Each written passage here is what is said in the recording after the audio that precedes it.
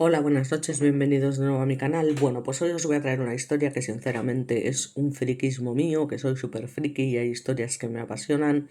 Y además por cambiar un poco de tercio en cierto sentido de tanto crimen, digamos, tan duro y doloroso, aunque esta no deja de ser, por supuesto, una historia criminal, una de las más importantes o recordadas, sin ninguna duda, de la historia, pero que es a la vez apasionante, interesante y que bueno, que yo creo que no hay nadie que no haya visto alguna vez o no haya leído alguna vez alguna película o algún libro sobre estas dos personas que vemos aquí.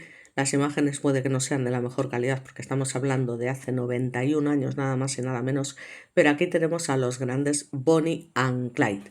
Y ya os digo, es una historia que a mí siempre me ha apasionado, que he leído infinitos libros al respecto y entonces voy a intentar tratar el tema pero aproximándome lo máximo posible a la verdad, que es lo que a mí me gusta ver, ¿no? Eh, Básicamente ya sabemos que en el tema de las películas y demás pues siempre se meten ciertos temas de ficción para dramatizar un poco la historia y demás, así que yo voy a intentar, ya os digo, basarme en lo que realmente se sabe, ¿no? Tal cual fue y demás, en todos los sentidos, y que esto no quiere decir que deje de ser una historia totalmente, vamos, ya os digo, la realidad supera la ficción, no es una historia de película lo de estos dos personajes que se han convertido en leyendas, ¿vale? Como fue Jack el Destripador en su día, sin ninguna duda los criminales más importantes de la historia mundial, ¿eh? de, de, de esas épocas, concretamente a partir del año 1930, que es cuando estos dos personajes, digamos, se cruzan, ¿no? Así que bueno, vamos a empezar un poquito con la historia, ya os digo, yo voy a intentar basarme siempre en la historia real, ¿vale? Sin intentar meter cosas fantasiosas y cosas fuera de lugar, pero no obstante que no os quepa ninguna duda que es una historia alucinante como tal, ¿no? Así que bueno, básicamente, comentaros que es la pareja criminal más famosa del siglo XX en la que, bueno, pues se encuentran rodeados sin ninguna duda de asesinatos, cartas de amor y 167 disparos para matarlos. Básicamente hace 90 años, en un pequeño pueblo de Indiana, eran acribillados Bonnie and Clyde, la joven pareja de delincuentes que era el centro de atención en Estados Unidos, la carrera criminal de ambos, los poemas que Bonnie le escribió a su pareja y las razones de una fascinación que nunca se agota, sin ninguna. Bueno, algunas imágenes son más nítidas que otras, sobre todo las que están en blanco y negro.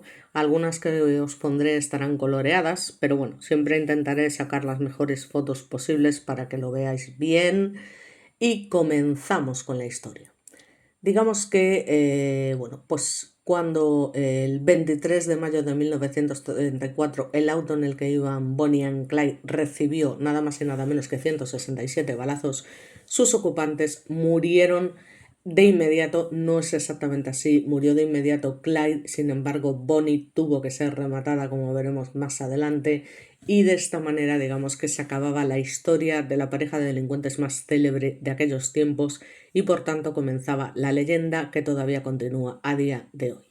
La noticia corrió como la pólvora, por fin los habían cazado, Bonnie and Clyde habían muerto. El 23 de mayo del 34, 90 años atrás, la pareja fue acribillada por una unidad especial de 6 policías que los venía persiguiendo desde hacía días y los encontraron en Bienville, París, un pueblo de Indiana. La pareja de delincuentes más popular de la historia, también denominados como los Romeo y Julieta del crimen, cayó ante una tormenta de disparos que apenas llegaron a responder. No, apenas no, es que no pudieron responder porque fue una emboscada total, como ya veremos.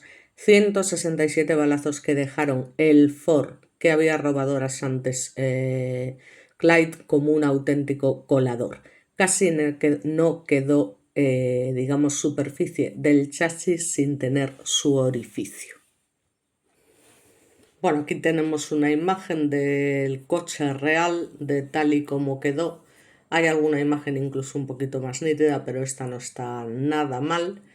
Y bueno, pues digamos básicamente que, bueno, los policías que los habían matado, bueno, pues habían cumplido con las órdenes, que fue básicamente no darles oportunidad de responder, ya que Bonnie y Clyde habían asesinado a demasiadas personas, entre ellos y sobre todo a varios policías, agentes de la ley básicamente.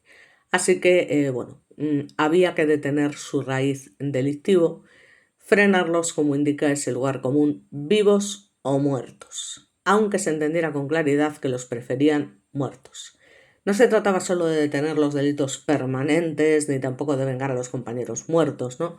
Había algo de eso, por supuesto, pero la mayor motivación de las autoridades era la de parar la maquinaria mediática, que era la romantización de los delincuentes y en especial que la policía dejara de quedar en un ridículo mayúsculo ante dos delincuentes de poca monta, ya que consiguieron burlarlos durante 2 años, 24 meses nada más y nada menos, al FBI con un montón de efectivos una y otra vez, lo cual también hizo y mitificó sin ninguna duda a estos dos personajes, ¿no?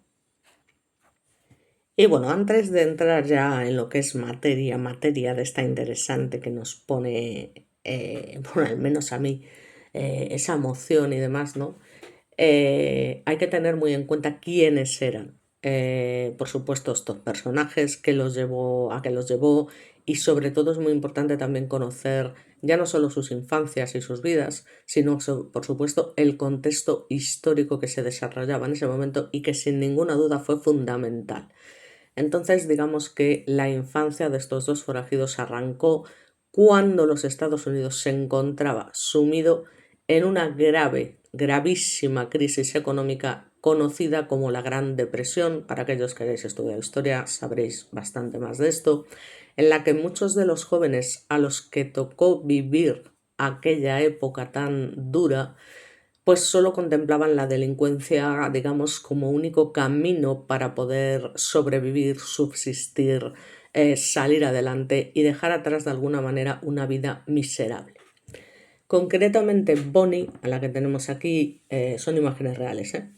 Elizabeth Parker nació en 1910 y perdió a su padre, albañil de profesión, cuando apenas tenía 4 años.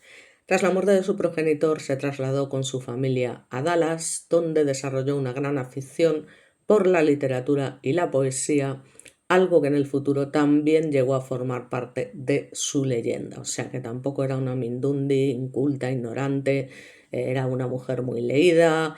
Y ya os digo que sabía muy bien también cómo manejar los hilos.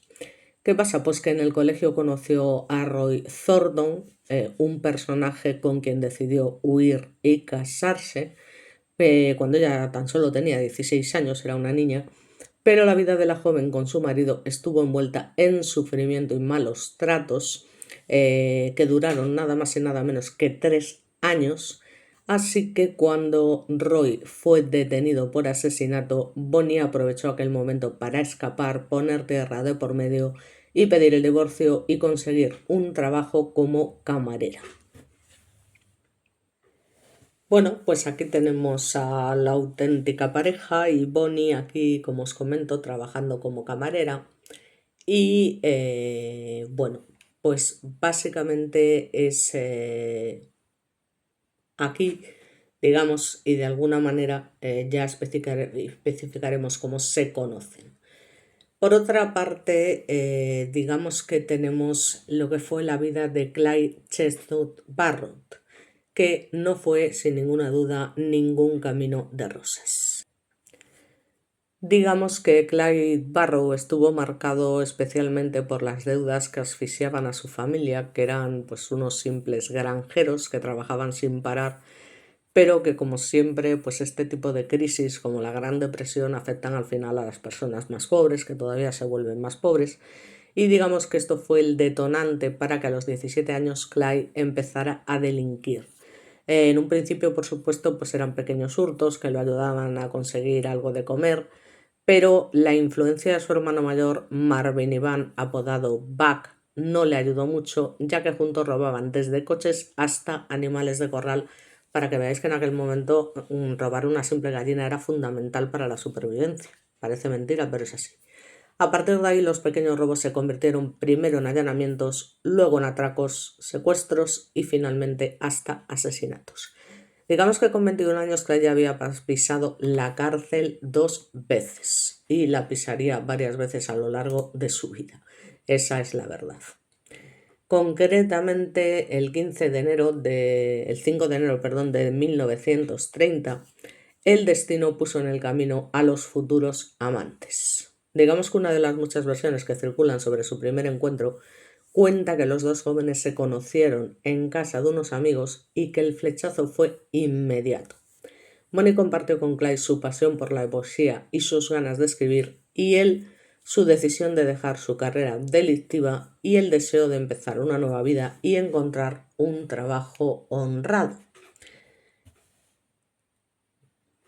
Y efectivamente en un principio parece que así fue, es decir, Clyde intentó dejar el tema de los delitos y demás y consiguió un trabajo en la construcción, pero que básicamente le duró 3 meses, ya que vio que eso no estaba hecho para él, así que lo dejó y ya cometió un robo que lo llevó a la cárcel por tercera vez.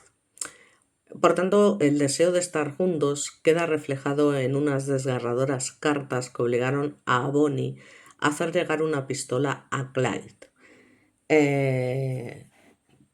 Básicamente lo que hace en una de sus visitas es esconder una pistola y se la entrega a Clyde para que de esta forma pueda huir con otra serie de presos, creando una especie de motín y demás.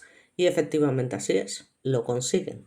Pero claro, tras huir de la cárcel, vuelve a ser capturado y encarcelado y fue condenado a trabajos forzosos, y además el joven tuvo que soportar vejaciones y violación continuadas por parte de otro recluso sin que las autoridades hiciesen absolutamente nada.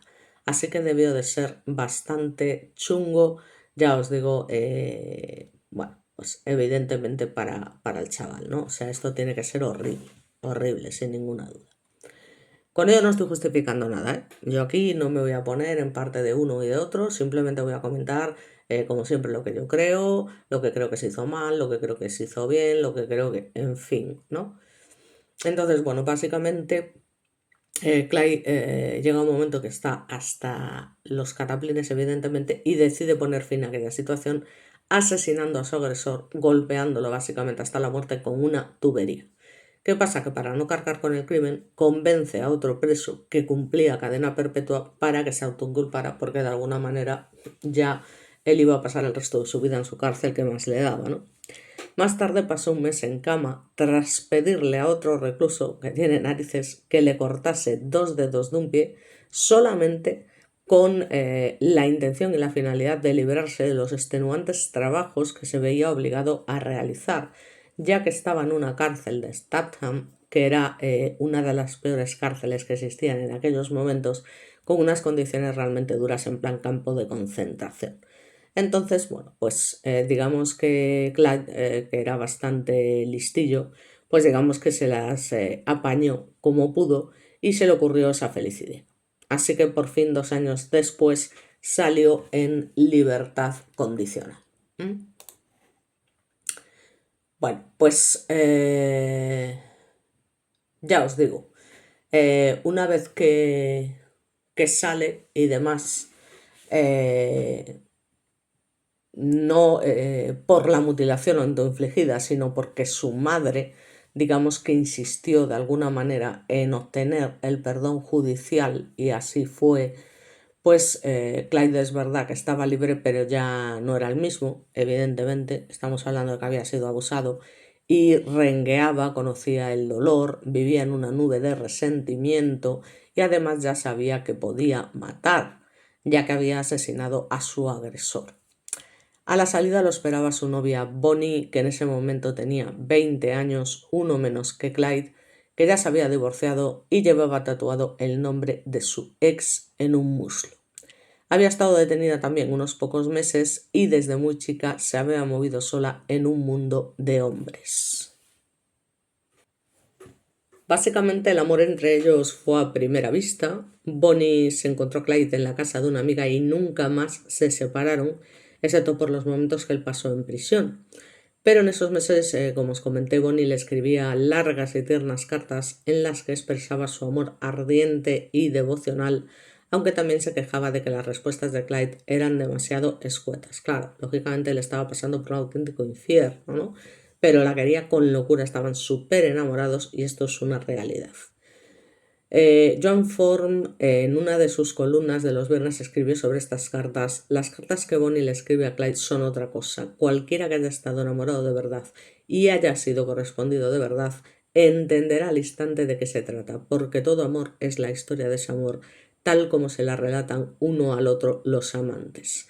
Quizá el amor no sea otra cosa que eso. No hay ceremonia más íntima entre los amantes. Tiene un poder ígneo sobre ellos. Bonnie le escribe a Clyde a la cárcel: nunca se me pasó por la cabeza quererte, ya estaba decidido en mí cuando lo supe. ¿Qué importa que hayamos estado juntos solo un mes si es el primero de los meses y años que pasaremos juntos? Así que cuando Clyde salió de la cárcel y se reencontraron, comenzaron un raíz delictivo tan intenso como su amor. Digamos que hay un evento que marcó el despegue de la popularidad de estos chicos, Bonnie and Clyde, en 1933, ya con la policía tras sus pasos, porque ellos comienzan su carrera delictiva en el año 32, pues ya en estado de fuga vitalicia se les había unido Buck, como os comento, el hermano mayor de Clyde y recién salido de la cárcel, que era un elemento de la marinera, y la esposa de este, Blanche, que otro tanto de lo mismo. Y tras un incidente en el que se tirotearon con policías que rodearon el hotel de mala muerte en el que estaban parando, los cuatro debieron escapar tras dejar un tendal de cadáveres antes de que llegaran los refuerzos. Esa huida apresurada fue la que los convirtió en un fenómeno popular, la que los convirtió en los delincuentes más famosos de su tiempo y tal vez del siglo XX. Y no fue por los dos asesinatos ni por haber burlado a la policía, porque esto ya era algo lamentablemente habitual en ellos. Fue porque el escape atolondrado, su habilidad para robar autos permaneció siempre intacta y los hizo olvidarse de la cámara de fotos con la que Blanche se entretenía durante su tiempo libre y unos poemas escritos por Bonnie. Bueno, digamos que la policía está totalmente desesperada, lleva tras ellos meses y meses sin conseguir capturarlos, ya que estos se desplazaban constantemente de estado. Y digamos que, bueno, pues en esos momentos lo que se había considerado crimen en un estado no servía para el estado posterior, con lo cual al final pues no podían, digamos, de alguna manera eh, capturarlos porque no era legal, ¿no? Estaban en otro estado, con lo cual era otra historia. A ver un momento si logro centrar un poquito más la foto maravillosa de ese último beso de Bonnie and Clyde, ¿no? Entonces, bueno, básicamente ya la policía, ante la falta de otros recursos, le entregó la cámara al diario local para que revelaran el rollo. Las imágenes eran impactantes, no había porn ni la prueba de ningún delito, sino un par de jóvenes enamorados y sonrientes posando, blandiendo un arma o besándose, y estas fotos marcaron su consagración como personajes y también el inicio de su muerte. Ahora ya tenían una cara, todos sabían cómo se veían. Así que bueno, entre los papeles de Bonnie había varios poemas de su autoría. Uno de ellos empezaba hablando de Jesse James, también otro personaje interesante, y hablaba de la leyenda de ellos mismos, de Bonnie and Clyde como delincuentes míticos, hasta aventuraba un final cercano e inexorable como todos, como si su autora supiera que esa vida que llevaban solo podía conducir a la muerte sin ninguna duda. El poema decía: si tratan de vivir como buenos ciudadanos y alquilan una casa coqueta, el cabo de solo 3 lunas ya les invitan a la lucha con el ratatá de las metralletas. Ni por listos ni por desesperados les irá mejor que a otros, saben bien que la ley siempre ha ganado, otras veces ya les dispararon, pero siempre supieron de largo que la muerte es el salario del pecado, algún día se irán a pique juntos y juntos descansarán sus cuerpos para siempre. Habrá unos pocos afligidos, para la ley será un alivio, pero para Bonnie and Clyde será la muerte. Digamos que las fotos en todos los diarios y la reproducción de sus poemas, incluyendo las cartas de amor, fueron publicados en Wanted Lovers, un libro de la editorial española Alpha Decay, y los convirtieron en tema de conversación permanente. La pareja ejercía fascinación sobre la sociedad, que miraba con insólita indulgencia el tendal de víctimas que dejaban a su paso. Eran como los Robin Hood españoles, ¿no? De alguna manera. Otra clave que generó simpatía en el público fue el trato que daban a sus rehenes fugaces. Ya famosos modificaron uno de sus hábitos delictivos.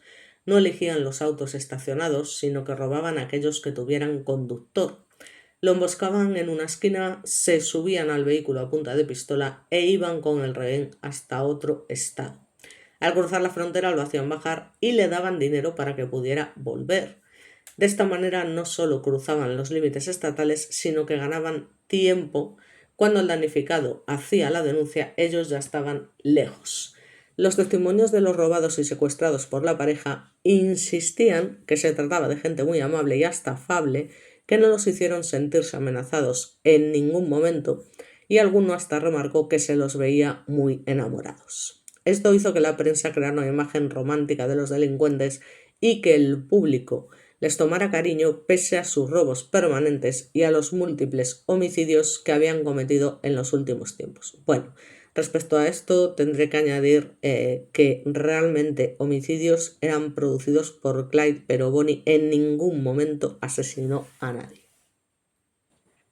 Bueno, aquí, pongo otra vez la imagen, pero porque parece que aquí se ve básicamente un poquito mejor, ¿no? Básicamente para que la veáis, esa imagen famosa que hace a Bonnie pues un poco mujer dura, ahí fumando y demás, que es una imagen, la verdad que perdura en el tiempo, ¿no? Sin ningún lugar a dudas. Así que ya os digo, algunos periodistas y ciudadanos los llamaron los Robin Hood modernos, un concepto que olvidaba los asesinatos y que no compartían con nadie el fruto de sus robos. Bonnie and Clyde y su banda, sus acompañantes iban cambiando, nunca dieron el gran golpe, estaban muy lejos de recaudar cifras millonarias, porque tampoco era lo que les interesaba, como las que conseguían los gángsters que dominaban la escena pública en esos años, con Al Capone, el famoso Al Capone a la cabeza. Sus robos a bancos nunca fueron demasiado planeados, eran impulsivos, sin premeditación y estaban ayudados por la ingenuidad de los sistemas de seguridad. Su especialidad era robar las recaudaciones diarias de almacenes, tiendas y estaciones de servicio, sin grandes pretensiones, pero eso los ponía en peligro de manera constante y los obligaba a volver a la acción a los pocos días. Digamos que su último año fue una gran fuga, escapar de estado a estado, pero el método que había resultado eficaz en un principio ya no les servía. Por un lado, porque la limitación de la ley que impedía la persecución por crímenes en un estado diferente para ellos ya no contaban, porque habían acumulado una extensa lista de crímenes federales, asesinatos de policías, robo de armas y demás. Eso sí, también os digo que no robaban cualquier auto, ¿no? A la vez que robaban en pequeñas tiendas y gasolineras, respecto a los coches era otro tema. Clyde cada vez que podía elegía un Ford. Digamos que para él eran los más confiables y tanta era su predilección que un mes antes de su muerte le mandó una carta a Henry Ford. Estimado señor, mientras todavía tengo aliento en mis pulmones, le diré de qué coche tan elegante está fabricando usted. He manejado Fords exclusivamente siempre que he podido, gracias a su velocidad sostenida y ausencia de problemas. El Ford no se deja nunca alcanzar por otro coche, incluso si mi negocio no ha sido estrictamente legal.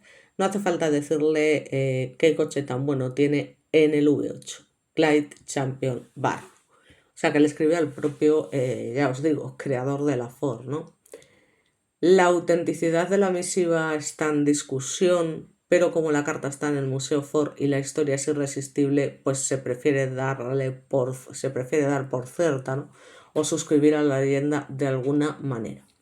A pesar de su devoción por el V8, en el momento de su muerte, el auto que quedó agujereado y traspasado por más de 160 disparos era un Ford Deluxe, el Ford que la tarde anterior habían podido robar, y en contra de lo que se ha creído siempre.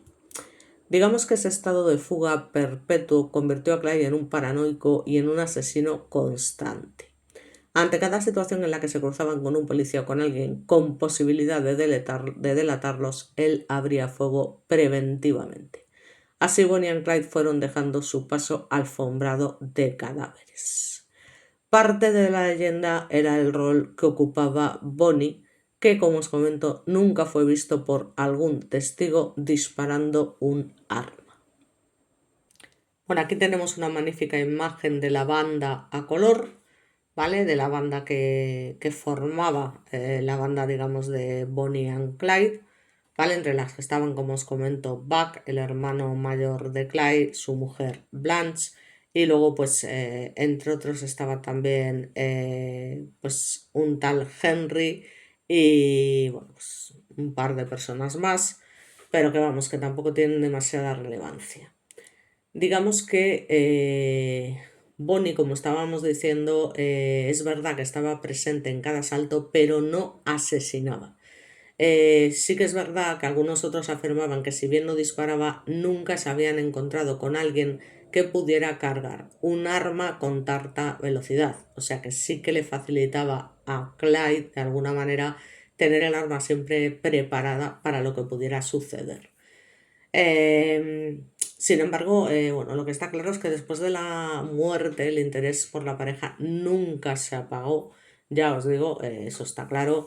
Y de hecho tenemos innumerables libros, escritos incluso por el policía que encabezó el escuadrón que les dio caza, biografía más o menos cercanos a los hechos, nuevas versiones, leyendas no probadas, la película que trajo un nuevo lenguaje a Hollywood, protagonizada por Warren Beatty y Faye Dunaway, y dirigida por Arthur Penn, y muchas otras posteriores que dan cuenta de diversos aspectos de la historia. Está una canción de Serge Gainsbourg y Brigitte Bardot. Digamos que esa fascinación perpetua no está dada por una retahíla de delitos menores o de unos asesinatos insensatos. Ellos vivieron demasiado rápido, murieron muy jóvenes, Clyde tenía 24 y Bonnie 23, y lo que subsistió en realidad fue su historia de amor, y Bonnie pareció saberlo siempre. Un día, mientras le ponía un anillo barato en su dedo, Clyde le dijo, forzando la solemnidad y casi bromeando, hasta que la muerte nos separe. Así que Bonnie lo miró a los ojos y con la voz clara y llena de convicción respondió, ni siquiera la muerte nos va a separar, ¿no? Bueno, entonces vamos a entrar ya básicamente en todo lo que fue el final, cómo surgió todo, y ya veremos aquí qué es lo que, bueno, lo que vosotros pensáis. Yo diré también lo que yo pienso y bueno, pues a partir de ahí cada uno, ya os digo, puede tener la opinión que buenamente quiera. Bueno, pues vamos al principio del fin. Lógicamente, después de intentar hacer una vida normal y ver que es básicamente imposible, porque Clyde no encuentra su sitio salvo delinquiendo, que es lo único que sabe hacer y lo que ha hecho toda su vida, digamos que forman realmente la banda a la que Bonnie se une ya en el año 1932. Y es desde el año 1932 hasta el año 1934 cuando se produce la masacre en la que son asesinados, cuando llevan a cabo pues unas cuantas fechorías secuestrando a hombres de la ley o atracando establecimientos que normalmente estaban lejos de su hogar y para conseguir el dinero que les permitiría volver a casa. Sin ninguna duda, historias de esos encuentros han contribuido también a la leyenda de Bonnie and Clyde, que a la vez ya empezaba a ser una pareja odiada, porque parece ser que ya empezaba a dejar bastantes víctimas a sus espaldas, pero a su vez también admirada por la gente. Hay que tener en cuenta que normalmente la banda de Barrow, de Clyde, no disparaba a nadie siempre que tuvieran una vía de escape, cuidado. De todas formas, en total se contabilizaban 10 víctimas y todas ellas a cargo de Clyde. Digamos que, bueno, pues una vez conocidos, a ellos se les unió Raymond Hamilton, que era un amigo personal y compañero de fechorías de Clyde y que fue detenido en Michigan poco después. Bonnie es verdad que no tardaría en ser encarcelada de nuevo, esta vez en Kaufman, Texas, durante el periodo en que ella estuvo en prisión. Clyde, junto a un muchacho llamado William Daniel Jones, robó en una tienda y asesinaron a su dueño. La viuda de la víctima reconoció a Clyde como uno de los pistoleros y el 5 de agosto de 1932, mientras Bonnie visitaba a su madre, Clyde y dos socios bebieron alcohol, acto que por aquel entonces estaba prohibido, en un local de Stockton, Oklahoma, y a la vuelta fueron detenidos por el sheriff C.G. Maxwell, contra quien Clyde abrió fuego, provocando así su muerte. El 22 de marzo de 1936, el hermano de Clyde, Buck, salió de la cárcel. En abril, Buck y su esposa Blanche, junto a W.D. Jones, Clyde y Bonnie, vivieron escondidos en Joplin, Missouri, organizando futuros golpes y, ya os digo, haciéndose fotos que posteriormente se hicieron famosas posando con las armas en la mano. Pero la tranquilidad de la banda, digamos que se acabó pronto cuando un ciudadano acabó por denunciar en la comisaría de Missouri a ese extraño grupo de inquilinos. Pero digamos que la tranquilidad relativa de la banda se acabó pronto cuando un ciudadano acabó por denunciar, ya os digo, a ese grupo de inquilinos que habíamos comentado. Y bueno, pues el sargento G.B. Kaller, el 13 de abril del año 93, de la policía de Mississippi, dirigió una redada contra la banda. Los coches de policía bloquearon las salidas de los coches de los forajidos, aunque cogidos por sorpresa, la banda respondió con rapidez y consiguieron matar a dos policías antes de poder huir. A pesar de esto, W.D. Jones fue herido y se dejaron la mayoría de sus posesiones en el apartamento donde se cobijaron, incluyendo la cámara con la que habían hecho esas famosas fotos que se convirtieron en leyenda y que fueron difundidas por todo el estado, y a partir de ese momento Bonnie y Clyde tuvieron que utilizar sombreros y abrigos para ocultar su identidad. Como vemos aquí ya había un cartel por todas partes donde decía "se busca", la descripción de ellos y en fin, que esto cada vez se iba complicando más, cada vez se sentían más cercados, evidentemente, pero aún así estuvieron burlando al FBI básicamente durante nada más y nada menos que 2 años, ¿no? O sea, se rieron en su cara bastantes veces, la verdad. Bueno, pues como todo principio tiene su final, digamos que, bueno, pues en su momento, el 22, a ver un momentito. A ver. Sí. Bueno, a pesar de la imagen glamurosa que se asoció a la banda, digamos que estaban realmente desesperados y empezaba a dominar el mal ambiente. Un reciente manuscrito de Blanche Barrow, mujer del hermano de Clyde, describe la problemática relación entre los miembros del grupo mientras huían. Por suerte para ellos, Clyde era muy diestro al volante, siendo capaz de conducir por remotos caminos peligrosos y de esta manera dormir y buscar comida sin ser descubiertos. Mientras hacían esto, uno de ellos era asignado para vigilar, es decir, se iban turnando para dormir, y a pesar de contar con miles de dólares de botín, la banda no podía dormir en calma ni en dormitorios de lujo. Digamos que en junio de 1933, mientras estaban durmiendo W.D. Jones y Bonnie, Clyde perdió el control del coche y se cayeron por un barranco. Las vueltas de campana que hizo el automóvil provocaron que se incendiase y que Bonnie sufriera quemaduras de 3er grado en su pierna izquierda. Durante las semanas que siguieron al accidente, Clyde insistió en que Bonnie descansase, pero aún así se quedó coja para el resto de sus días. O sea que los dos se quedaron cojos porque él también, como se había cortado los pies en su momento, los dedos de los pies, para librarse de los trabajos forzados, también cojeaba ligeramente. En ese tiempo siguieron los robos de la banda, en uno de ellos, perpetrado por Buck Barrow y W.D. Jones, a un banco, asesinaron a un policía local. Y aquí es cuando comienzan ya los problemas graves. Digamos que en 18 de julio de 1993, llegaron al campamento de cabaña Red Ground de Plate City, Missouri, y alquilaron una cabaña flanqueada por 2 garajes. Bonnie, Clyde y Jones tomaron una habitación y Buck y Blanche la otra. La banda hizo sospechar al dueño de las instalaciones, Neil Hauser, al pagar el alquiler de las cabañas con dólares de plata.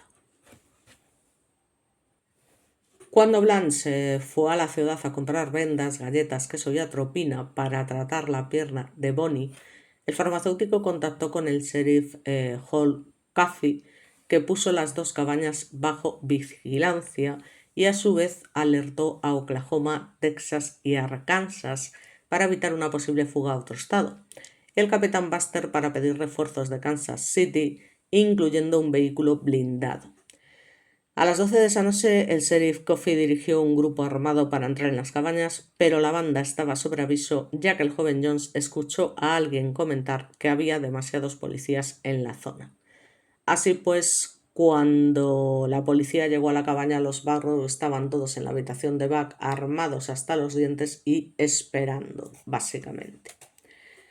Entonces, la policía se acercó a la puerta y llamó. Identificándose, Bonnie dijo a través de la puerta que los hombres no estaban y que abriría enseguida, pero que se encontraba desnuda. Poco después empezaron los disparos del bar M1918 de los Barrow, el arma favorita de Clyde, que habían robado recientemente en una armería. Aunque la banda escapó de nuevo, Buck Barrow fue alcanzado por una bala en un lado de la cabeza, mientras que Blanche se quedó casi ciega por haberle impactado en el ojo unos fragmentos de vidrio. De todas formas, habían vuelto a lograr huir del acoso policial. La verdad es que es increíble, ¿no? No deja de ser una auténtica hazaña en ese sentido, ¿vale? No hablo de los crímenes, una auténtica hazaña lo que lograron estos,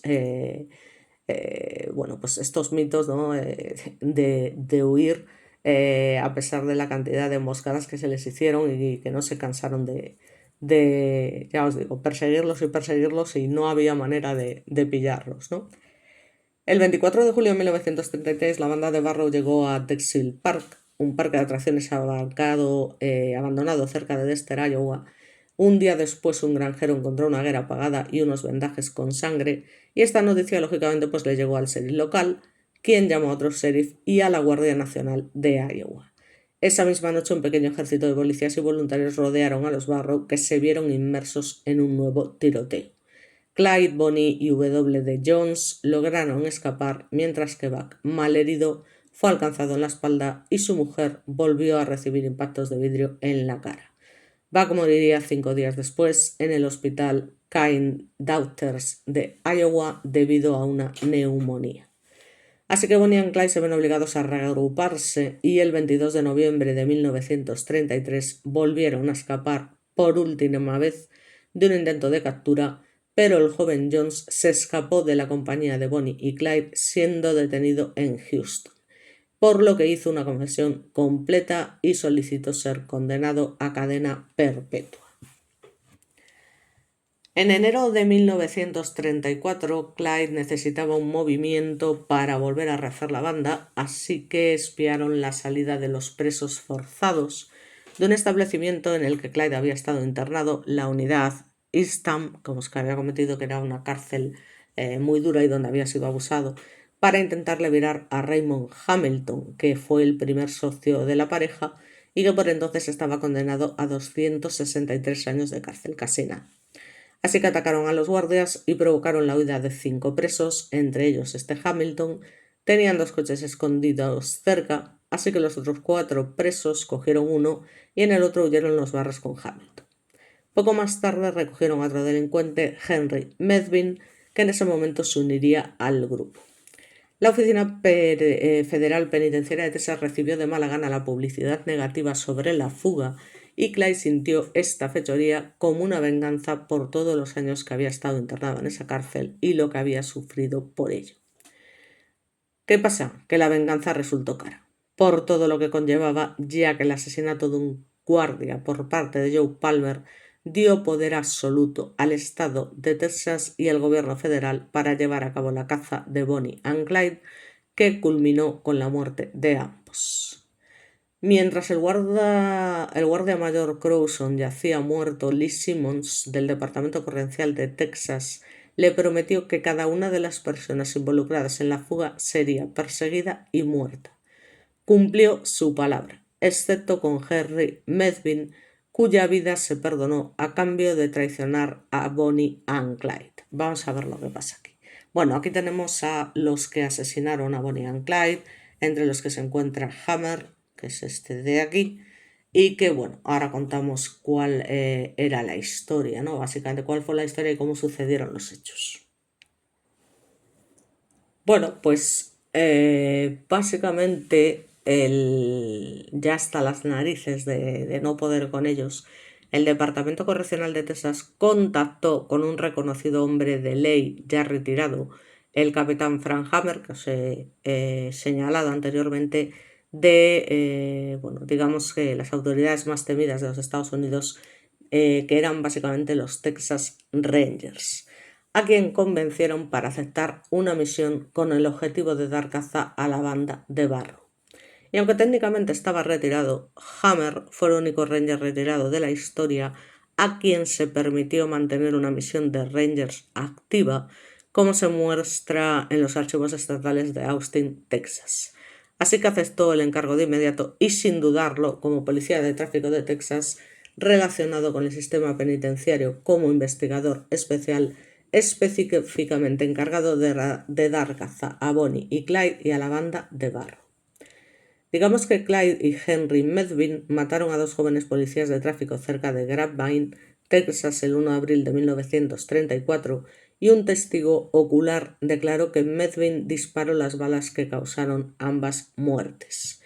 John Treherne investigó exhaustivamente este tiroteo y descubrió que Medvin disparó la primera bala después de suponer que Clyde los quería muertos, aunque Treherne descubrió y Medvin después admitió que Clyde no pretendía matarlos, pero había planeado capturarlos y llevarlo en uno de sus famosos paseos, y que Bonnie se acercó a los oficiales moribundos para intentar ayudarlos. Viendo que tenían pocas posibilidades, una vez que Medvin había iniciado el tiroteo, Clyde disparó al segundo policía, pero se considera que Medvin fue el principal asesino de ambos. El hijo de Ted Hinton declaró que Bonnie estaba en realidad dormida en el asiento de atrás cuando Medvin inició el tiroteo y que no participó en él mismo. Es notable el hecho de que, aceptando el perdón por esos asesinatos, Medvin admitiera ambos, a pesar de la confesión de este, que fue aceptada por los tribunales, y de las investigaciones de la mayoría de los historiadores de Bonnie y Clyde, que descubrieron que ella no se vio involucrada en las muertes. Una página web insiste en que Bonnie sí tomó parte. Sin embargo, esta afirmación se opone abiertamente al hecho que Medvin confesó en pleno tribunal sobre que él fue el único asesino en ambas matanzas. Estas matanzas especialmente insensatas sacudieron y ultrajaron al público, que hasta entonces habían tendido a dar un aire romántico a Bonnie and Clyde, y otro agente de la policía, William Campbell, fue asesinado 5 días después cerca de Commerce, Oklahoma, lo cual, digamos, agrió aún más el sentimiento público. Así que básicamente Bonnie and Clyde fueron emboscados y abatidos el 23 de mayo de 1934 en una carretera secundaria cerca de la parroquia de Bienville, Luisiana, y murieron a causa, y aquí esto hay que analizarlo bien, de una emboscada de 4 oficiales. Os he enseñado antes los 6 oficiales concretamente que participaron en esta emboscada, digamos en esta trampa. Murieron a causa de una emboscada de 4 oficiales de policía de Texas y 2 de Luisiana. El grupo policial estaba liderado por Frank Hammer, quien empezó el seguimiento de la pareja de asesinos el 10 de febrero de 1934, y Hammer, que nunca había visto a Bonnie y Clyde, arregló un encuentro con los padres de Medvin con la esperanza de conseguir su ayuda. Aparte de Hammer, el grupo estaba formado por los sheriff del condado Bob Alcon y Ted Hinton, el Texas Rangers B.M. Manny, Gold, el sheriff de Bienville Paris Henderson Jordan y su ayudante Prentice Oakley. Digamos que Hammer estudió los movimientos de Bonnie and Clyde y descubrió que realizaban un recorrido entre 5 estados y que actuaban cerca de las fronteras para escapar de un lado a otro, y y eran los maestros de las huidas entre estados antes de la creación del FBI.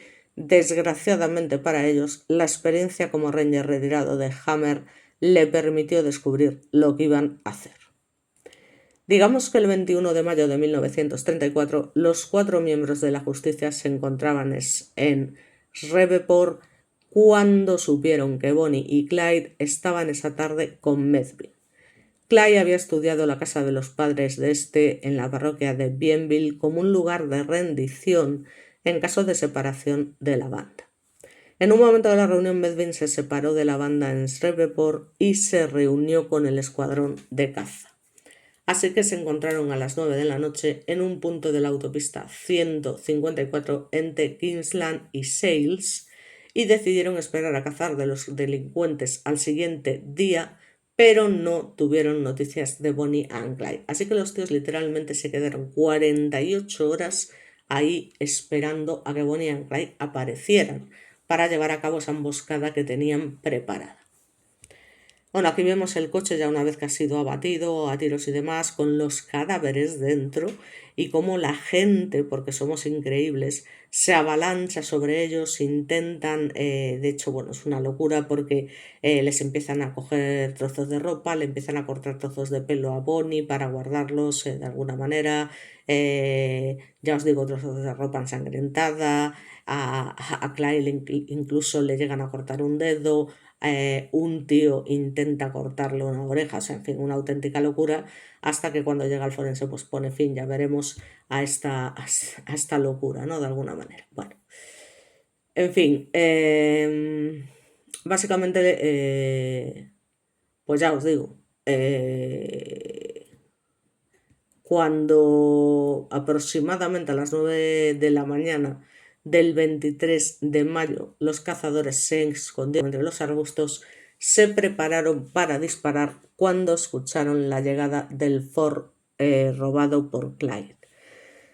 El informe policial relata que Clyde se paró a hablar con el padre de Henry, Methvin, que curiosamente aparcó su camión esa mañana de forma intencionada para distraer a Clyde y forzarlo a estar más cerca de los policías emboscados, y los hombres de ley abrieron fuego, matando a Bonnie y Clyde. Según el levantamiento de los cadáveres, el coche contaba, ya os digo, con un total de 167 agujeros de bala. La cuadrilla, bajo las órdenes de Hammer, no dio la señal de alto o de rendición. Clyde, por suerte, murió de forma instantánea por una bala en la cabeza disparada por Oakley. Bonnie, en cambio, no murió tan rápidamente como Clyde y su mano, de hecho, todavía sostenía un sándwich que estaba desayunando. Los oficiales tuvieron órdenes específicas de vaciar los cargadores de sus fusiles y sus pistolas. Según las declaraciones de Ted Hitton y Bob Alcor en el Dallas Dispatch el 24 de mayo de 1934, con sus propias palabras, dice: cada uno de nosotros tenía una escopeta, un fusil automático y pistolas. Abrimos fuego con los automáticos. Sus cargadores se vaciaron antes de que el coche llegara a nosotros. Entonces usamos las escopetas, había humo en el coche y parecía que se iba a incendiar. Después de vaciar las escopetas, vaciamos las pistolas contra el coche, que pasó por delante de nosotros y rodó unas 50 yardas por la carretera. A pesar de todo, continuamos disparando incluso después de que el coche se parase. No teníamos otra alternativa. Después del tiroteo, los oficiales inspeccionaron el vehículo y allí descubrieron un pequeño arsenal compuesto por fusiles automáticos robados, escopetas semiautomáticas, pistolas diversas y varios millares de cartuchos, además de 15 matrículas de diversos estados. Bueno, aquí es una imagen bastante fuerte, que está en blanco y negro, donde podemos ver el coche con los cadáveres todavía dentro, como podemos ver aquí, la pierna de Bonnie y demás. Y bueno, en fin, digamos que aquí parte de la polémica sobre la muerte de Bonnie y Clyde se centra en el hecho de que hoy en Estados Unidos, como ya sabréis, pues la policía da la posibilidad al detenido de rendirse pacíficamente antes de disparar, incluso en situaciones extremadamente peligrosas, a menos que, ya os digo, haya una amenaza de muerte inmediata.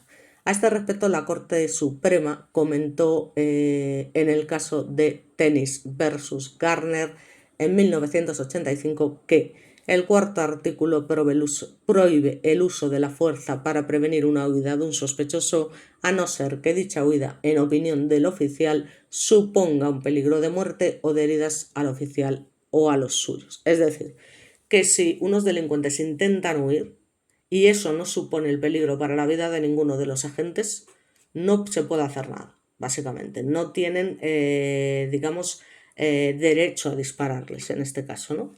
Pero claro, esto como siempre es relativo, porque al final es la palabra de unos contra otros. Y si se los cargan, pues basta con que las autoridades digan, no, no, es que intentaron dispararnos, es que, bueno, aquí puede haber múltiples versiones y que como pasa con todas las leyes, pues cada uno la interpreta como quiere y se la salta a la torera, ¿no? De alguna manera.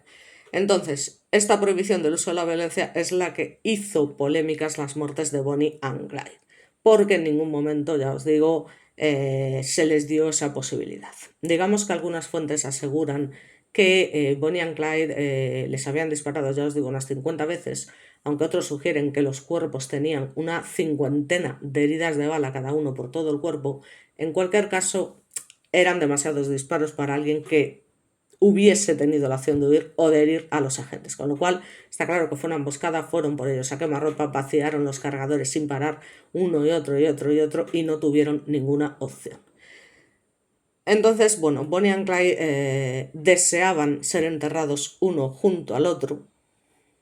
Bueno, estas imágenes son un poco duras, no sé si me las van a censurar o no, pero son las imágenes reales de Bonnie and Clyde ya retirados de los vehículos y muertos. Como podéis ver, cómo quedaron los cuerpos acribillados a balazos. Bueno, intentaré pasar estas imágenes rápidos. Aquí aparece Clyde en el coche, ya fallecido. Aquí tenemos otra imagen de Bonnie, la verdad, muy fuerte. Aquí debajo está la de Clyde, como podéis observar. Aquí ya es cuando los cuerpos han sido limpiados para ya llevar a cabo, bueno, pues lo que es el enterramiento, embalsamarlos y demás. Aquí vemos una imagen bastante fuerte de cómo quedó la mano de Clyde, cómo quedaron llenas de agujeros sus ropas, que ya os digo fueron expuestas en una exposición. Aquí tenemos lo que es la tumba de Clyde. Ahora seguiré explicando un par de cositas más respecto a la polémica y por qué no fueron enterrados juntos. Aquí tenéis obviamente la de Bonnie, que sí que es cierto que, digamos, suscitó mayor interés.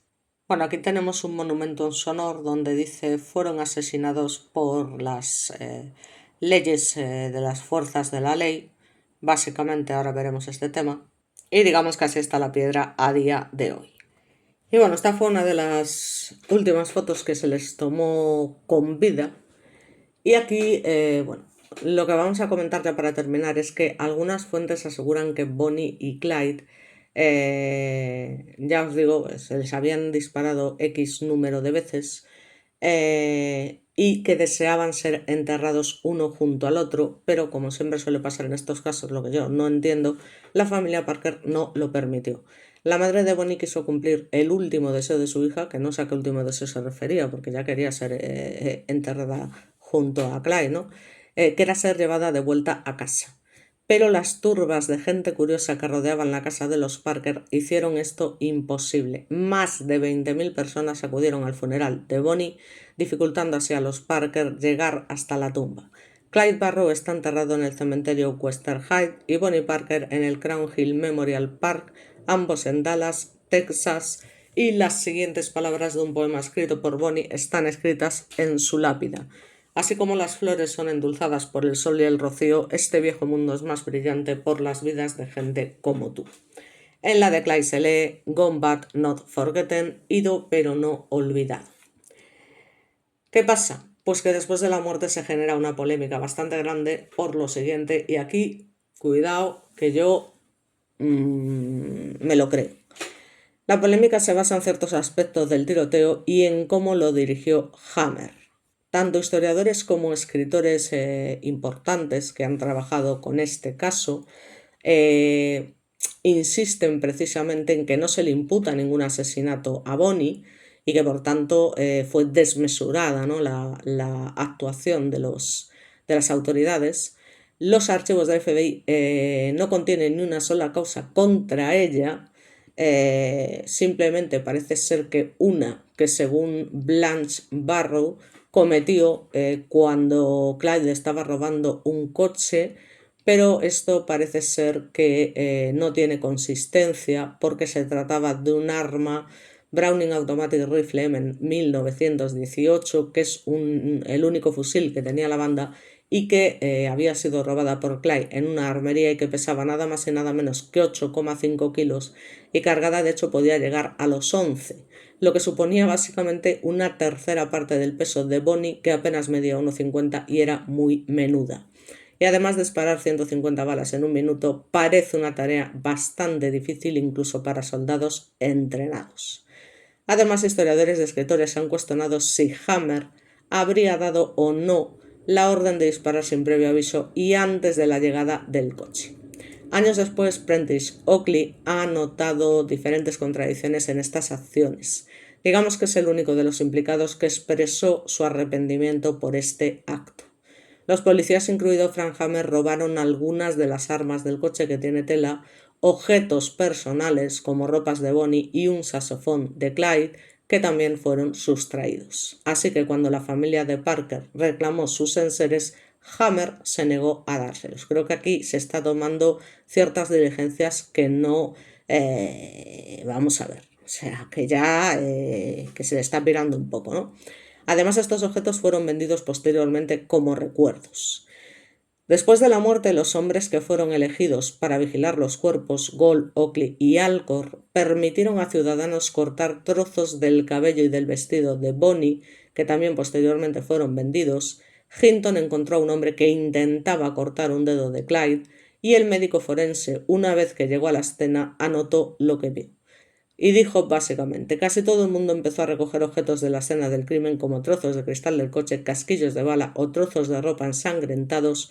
Uno de los hombres más jóvenes abrió su navaja e intentó, atención, cortar una de las orejas de Clyde. Es que somos la leche. El forense llamó la atención a Hammer para que obviamente lo ayudara a controlar aquel espectáculo circense y solo entonces se le ordenó a la gente abandonar la escena del crimen. Tras la muerte de Ted Hinton, su hijo, esto es importante, ¿vale?, publicó una versión completamente diferente a la que se había dado por verídica hasta entonces. Según el hijo de Hinton, la patrulla había atado al padre de Medvin literalmente en un árbol la noche antes de la trampa para evitar que éste avisara a la banda.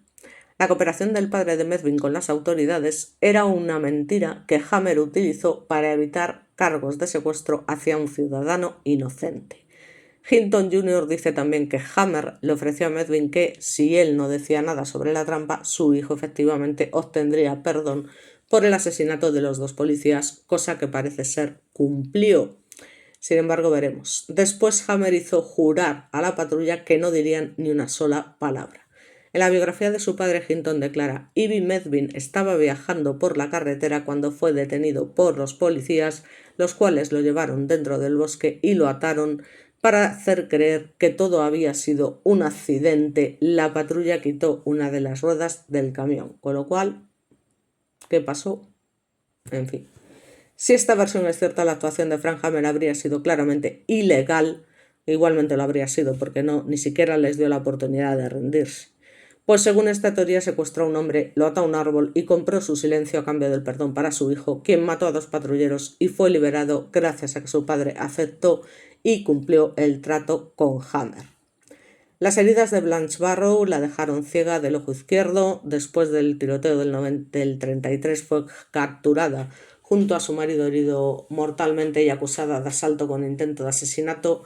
Es célebre la foto de su captura forcejeando con los agentes a unos pasos de su esposo tendido, vestida con pantalones, una prenda muy audaz para una mujer en los años 30, y asustada porque confundió la cámara de fotos con un arma y creyó que los iban a ejecutar sumariamente.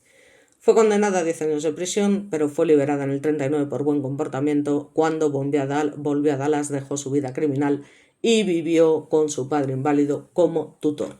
Se volvió a casar, trabajó como despachadora de taxis y cumplió las condiciones de su libertad condicional, etcétera, etcétera. Vivió con su esposo, patatín, patatán, etcétera. Tampoco nos interesa demasiado. Digamos que, bueno, para crear la película famosa de Bonnie and Clyde de Warren Beatty y Faye de Hathaway, pues pidieron ayuda a esta chica, ¿no? A Blanche, que al fin y al cabo tenía testimonios de primera mano y, bueno, pues estuvo de acuerdo con el guión original, pero no lo estuvo tanto con el guión final. Cuando comentó que la actriz, la interpretación de la actriz que la encarnaba en la película, Estelle Parsons, que ganó el Oscar como mejor actriz de reparto por ese papel, le parecía un asco. A pesar de ello, mantuvo su amistad con Betty hasta el día de su muerte y murió el 24 de diciembre del año 88 a la edad de 77 años. Poco más podemos decir, es decir, realmente Hammer actuó de esa manera. Pues hombre, yo sinceramente pienso que en su desesperación de atraparlos como fuese, era capaz de cualquier cosa. Y no me cabe ninguna duda que actuase de esa manera. O sea, que llegase ya os digo, a atar a un árbol al señor para que no pudiera decir nada y tal, y de alguna manera mantenerlo controlado, para que en el último momento no se la jugaran y de esta manera asegurarse sí o sí, más que la captura, la muerte de estos dos chicos, porque eran dos chicos, cuidado, que no se puede poner en duda que eran criminales que asesinaron a mucha gente, concretamente Clyde, y eso no cabe ninguna duda. Pero también es verdad que lo que llegó a manifestar, básicamente, Hammer, cuando se dieron cuenta de que ella, digamos Bonnie, todavía no había muerto, parece ser que se acerca a ella y, bueno, pues la remata, digamos, con un par de tiros en la cabeza y, bueno, pues básicamente manifiesta que, se acercó al vehículo básicamente y disparó hasta 2 veces a bocajarro a la indefensa joven, y más tarde explicó: odio reventar la cabeza a una mujer, especialmente cuando está sentada, pero si no hubiera sido ella, habríamos sido nosotros. Bueno, en fin. Otro de los agentes, Ted Hinton, contó más tarde: la veo a Bonnie caerse por la puerta abierta, una joven hermosa y pequeña que es suave y cálida, con el pelo cuidadosamente arreglado, y huelo un ligero perfume que contrasta con el color a pólvora quemada y el olor dulce e irreal de la sangre. Así que nada, nos quedamos con que tuvieron un funeral como si de estrellas de cine se tratase. Fue el broche de oro de una vida que terminó igual que había empezado, con las armas, y, como afirmaron algunos medios de comunicación, no hay nada más que decir, se acabó, la justicia y el orden han hecho su trabajo. Mejor o peor, pero eso ya va en cuestión de cada uno. Así que nada, con esto terminamos. Os pongo una imagen del, funeral. La verdad es que a ella la dejaron preciosa, porque era una chica preciosa ya una vez metida en lo que es el ataúd. Esta es la famosa imagen de Blanche que os acabo de comentar, con cara de pánico, con los pantalones puestos, pensando que la cámara era para dispararle. Y bueno, aquí os dejo con esta imagen del funeral, al que acudieron, como ya os digo, más de 20.000 personas, a una auténtica locura, que también ayudó a que todo esto se convirtiera en mito. Y bueno, pues poco más os puedo decir. Espero que os haya gustado el vídeo, muchas gracias, y nos vemos de nuevo, bueno, pues con una historia más o menos interesante, pero seguro que tenga algo que ver con el tema de crímenes. Así que muchas gracias y nos vemos en el próximo vídeo.